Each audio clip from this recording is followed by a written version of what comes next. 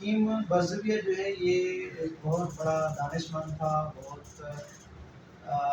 کہہ سکتے ہیں کہ نوشیروان بادشاہ جو تھا ایران کا، اس کے زمانے کا ایک بہت پڑھا لکھا عالم فاضل آدمی تھا۔ نوشیروان کو جب یہ پتہ چلا کہ آ جائیں جی لائبہ کون سی لائبہ؟ مس لائبہ وہ ڈرامے نہیں تھے آئی وہ ساتھ والے۔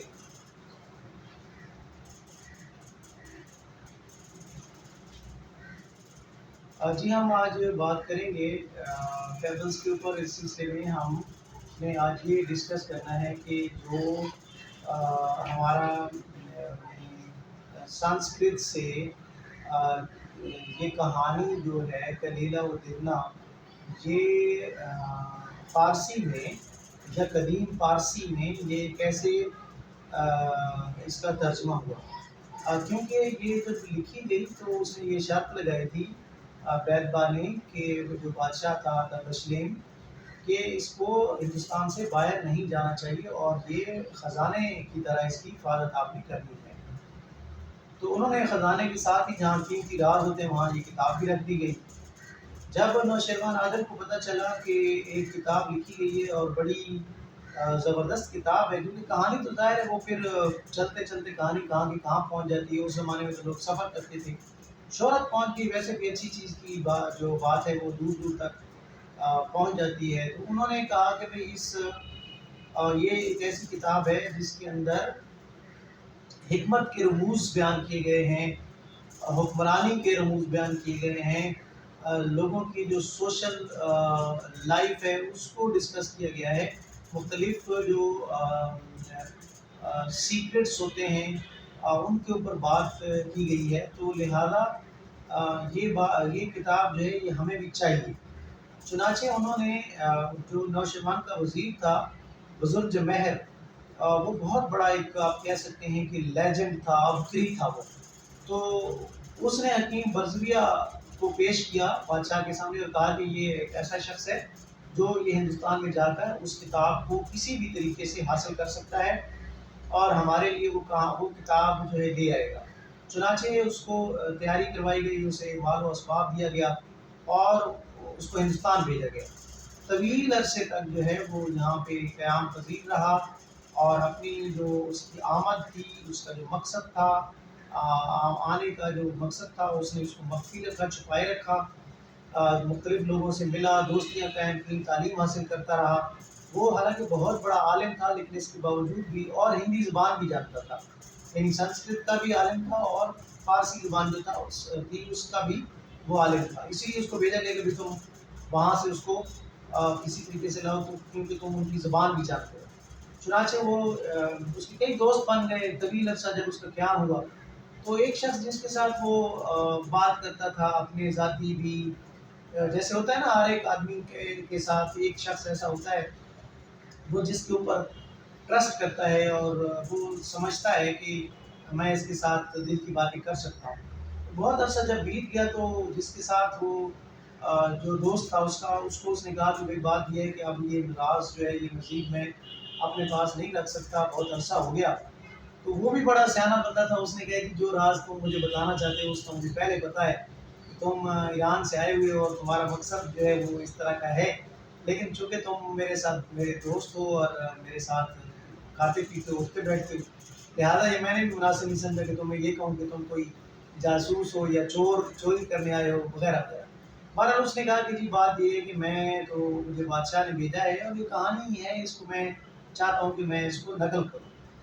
تو وہ بندہ جو تھا وہ اصل میں بادشاہ کا یہ اس کا کوئی رشتہ دار بادشاہ کے بہت قریب تھا اور یہ بھی محکمہ مالیات میں جو خزانے کا محکمہ تھا اس میں یہ ملازمت کرتا تھا۔ تو لیکن اس نے یہ کہا کہ بھئی اگر یہ سیکرٹ اگر یہ لیک ہو گیا تو پھر بادشاہ جو ہے وہ مجھے قتل کروا دے گا اور آپ کی جان بھی خطرے میں ہے۔ اس نے کہا کہ میں تو تمام ایران سے آیا ہی تمام خطرات کو مول لیتی ہوں، لیکن میری خواہش ہے کہ تم جو ہے وہ کسی خطرے میں نہ پڑو۔ البتہ یہ بات ذہن میں رکھو کہ تیسرے بندے تک جب بات چلی جاتی ہے پھر وہ راز نہیں رہتی، پھر وہ تش تدبام رہے हो जाती है। लिहाजा ये बात हम दोनों के दरमियान अगर रहेगी तो फिर मुझे यकीन है कि हम अपने मकसद में कामयाब हो जाएंगे। चुनाचे वो किताब ले आया वहाँ से, कलील और दिमना और भी निकाल के ले आया, और उसके अलावा और भी किताबें जो हैं वो वहाँ से चुरा कर ले आया, और एक कोठरी में वो बैठ गया हकीम बरजबिया, और उसके बाद उसने उसको ट्रांसलेट करना शुरू कर दिया। दिन रात वो लगा रहा, और उसके बाद जो है ना वो अपने मकसद में कामयाब हो गया, और उसका शुक्रिया अदा किया, और वहाँ से फिर उसने वो ईरान चला गया।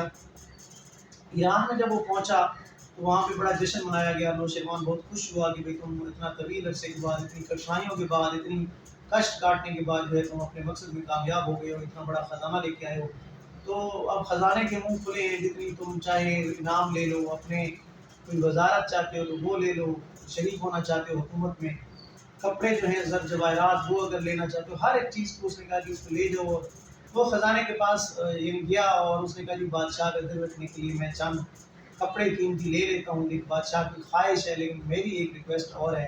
बादशाह ने कहा आज तुम जो भी कहोगे तुम्हारी पूरी की जाएगी जो ख्वाहिश है। उसने कहा जी मेरी ख्वाहिश ये है कि ये जो किताब है कलील और दिमना, इसमें एक चैप्टर का इजाफा किया जाए। आपका जो वज़ीर है वो बड़ा माना हुआ दानिशमंद है, बुजुर्ग महर, लिहाजा आप उसको कहें कि वो मेरी और मेरे ख़ानदान के जो हालात हैं, मेरे आबा-ओ-अजदाद के बारे में, और मेरी जो एफ़र्ट है किताब को ट्रांसलेट करने में, हिंदुस्तान से ईरान लाने में, उस तमाम का तज़किरा कर दे, और उसको शेर और बैल जो पहला चैप्टर है उससे पहले वो बाँध दे, ताकि जब तक ये किताब रहे तो नौशरवान का नाम भी रहे, और फिर साथ हकीम बरज़िया का नाम भी रहे।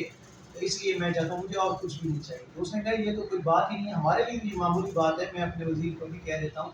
लेकिन मैं हैरान हूँ कि एक ऐसा शख्स जो दुनिया के तमाम ख़जानों के मुँह खुले हुए हैं, लेकिन उसको सिर्फ़ एक मकसद है उसका कि मेरा नाम जो है वो ज़िंदा रहे, इस किताब के अंदर किसी न किसी तरीके से ऐड हो जाए। चुनाचे वो नाम उसका उसके अंदर उसने पूरी अपनी ताकत सर्व करके बुज़ुर्ग जबहर ने, और अपने तमाम इल्म की और तमाम अपना जो उसलूब था उसको खर्च करते हुए उसने बेहतरीन बाब जो है वो इसके अंदर अब बांधा है। और उसके बाद वो ईरान में जब किताब शायद हुई है या छपी है या लिखी गई है, तो तब उसके में एक चैप्टर का इजाफा हो चुका है।